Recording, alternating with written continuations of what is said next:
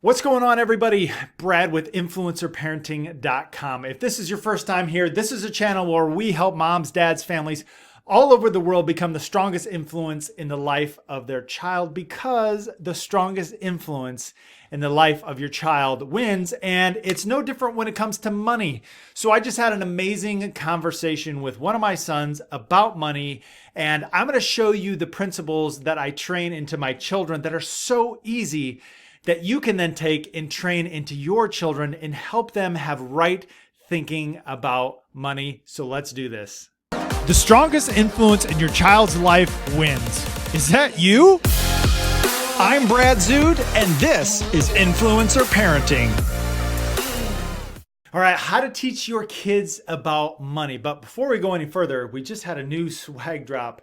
Look at that, hashtag IPFam, Influencer Parenting Family, where we help moms, dads, and families all over the world make cool stuff happen. All right, so let me set the stage for you on how to teach your children about money and the way I taught my son about money. Whoa, hey, time out. Before we go any further, I forgot to tell you guys to subscribe to the channel and turn on the notification bell, drop a like, and drop a comment. It really does mean the world to us. Okay, let's keep going. So Andrew, my son, calls me up on the phone. I'm driving home and he calls me and says, "Dad, I want to spend $5 on an app for my iPad." Now, before we go any further, that's so significant because here's what you have. I'm a strong influence in the life of my child, and he knows that money is something that we talk about. So he literally calls me up seeking wisdom and advice on if or how he should spend money. I mean, if that's not the goal of every parent, that's just an amazing influencer relationship right there. And it's really, really easy to do. And that's what we're going to show you. Okay, so then I said, "Andrew, what do you want to spend $5 on?" And he said, "Well, there's this app and it's really cool and I want to buy it. I've been playing the free version, but I really want the $5 version." And we've had a lot of conversations about what it looks like to spend money, right? We don't just go to the store, see something, pick it up and buy it. We don't just randomly spend money. We consider our purchases and we save up and we make sure it's something that we really want. So when he told me he wanted to spend that money, I said, "Okay, well, is there anything that you're currently saving up for that spending this $5 would affect your goal of achieving?" And before, he wanted to save up for an iPad, and he got an iPad. And he didn't have anything else that he was saving up money for, which is a great question to ask your child. And then I said, "Well, here's the deal. I want you to run this through the money equation." So whenever you're teaching your children about money or pretty much anything else, we as parents, we help our children form equations. Okay, so we have inputs that are going to be arriving at a decision, and it's an algorithm that comes out where we think about all these things before we come to our answer. So I'm stepping him through how to think and what variables to come into play, to have come into play on how we would arrive at spending the money. So this wouldn't affect any long-term spending goals that he had. And then I wanted him to think, gosh, is this just a spur of the moment whim type of a purchase, or is this something that I really want and really foresee myself using in the days or weeks or months or years to come? In other words, we don't want shiny object syndrome. It's really easy to have happen as a child, but the problem is if we don't curb that as a child, then we have children that grow up to be adults and then they see a shiny new car and go ink up on $50,000 of car debt. And it's financial ruin, right? The goal of all this is to have our children learn about money and the value of money while they're young and while the stakes are low, while we're only talking about a $5 decision and not a $25,000 decision where they just run out, see something shiny and want to buy it. So I said, "Andrew, you know that we talk about we just don't go run out and buy shiny objects. So I don't want to have a discussion because we've had a discussion. What I want to encourage you with is this something that you would really use? Is this something that you would really want? And I want you to make a wise decision either way." Now, here are the possible outcomes of making a wise decision. I said, "Andrew, it could be very possible in your heart, in your mind, that you buy this app for your iPad, and it's a very wise decision. It's something you thought about, and it's something you really like and something you really want. And that would be a super wise way to spend our money. It also could be very wise for you to not purchase that app because it's something you just randomly saw and you just really want it and you're not even sure if you really like it. I also told him it could be unwise if you don't buy it because it's something that you really, really want. And it could be very unwise that you do buy it because it's just shiny object syndrome. And this is the equation that we help influence our children with any decision in life. Parents' job are to help children become responsible, moral, ethical adults, all those sorts of things. But at the end of the day, when it's all said and done and you can't ground them anymore, you can't take away the iPhone or put them in timeout, all you're going to be left with is your influence. So think of a computer programmer.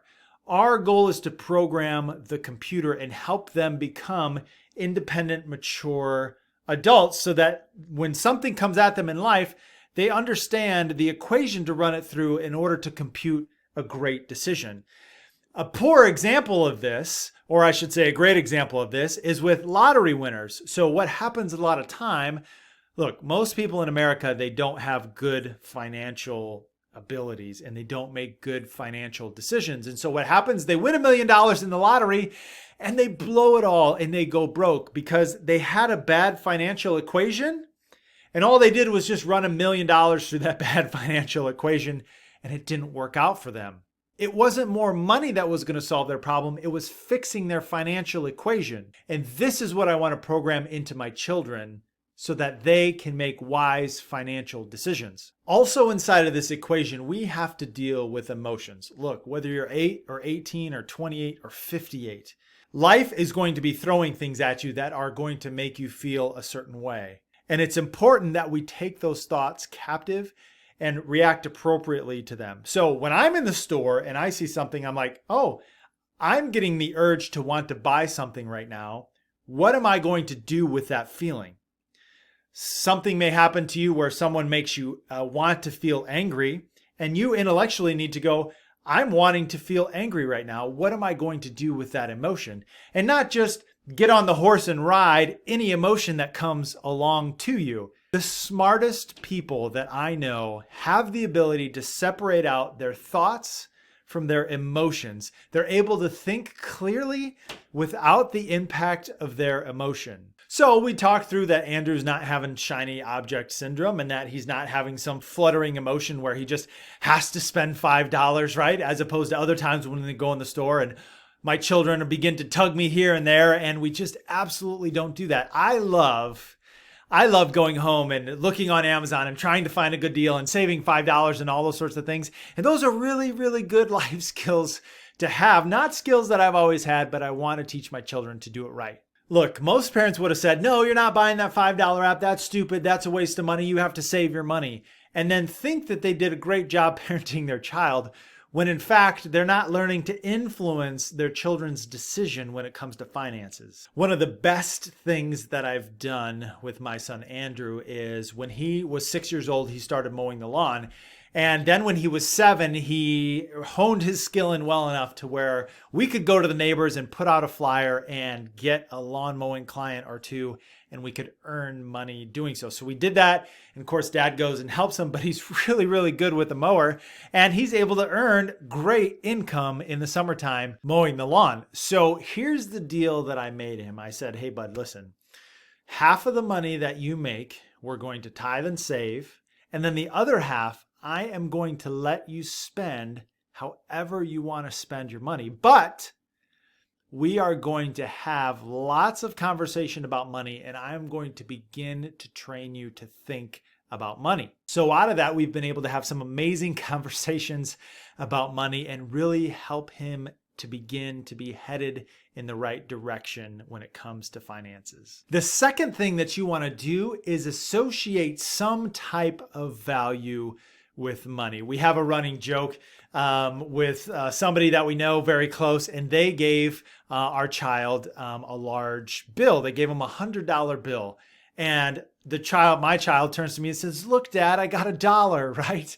And they had no idea what was printed on the money or the value of money. So we had to help them associate that value to something that they could understand. We had to put it in their terms. So not only does Andrew mowing the lawn teach them a lot of hard work, it helps him understand that, hey, when he goes out and spends 2 hours in someone's lawn in the blistering summer heat and gets paid $20 to do so, he then understands, hey, that item is $20. Ooh, I really want it, but man, that's not worth 2 hours in the sun to get that thing that costs $20. So if you're looking to train your children, whether they're 15 or 5 about money, associate that with something that they can understand, right? Give them a chore to go out and pick up 20 sticks in the yard and pay them $1. And then you can constantly associate an item with the work that they had to do to pick up those 26. So if they want an ice cream cone or they want, a $5 app on their iPad, you can say, hey, listen,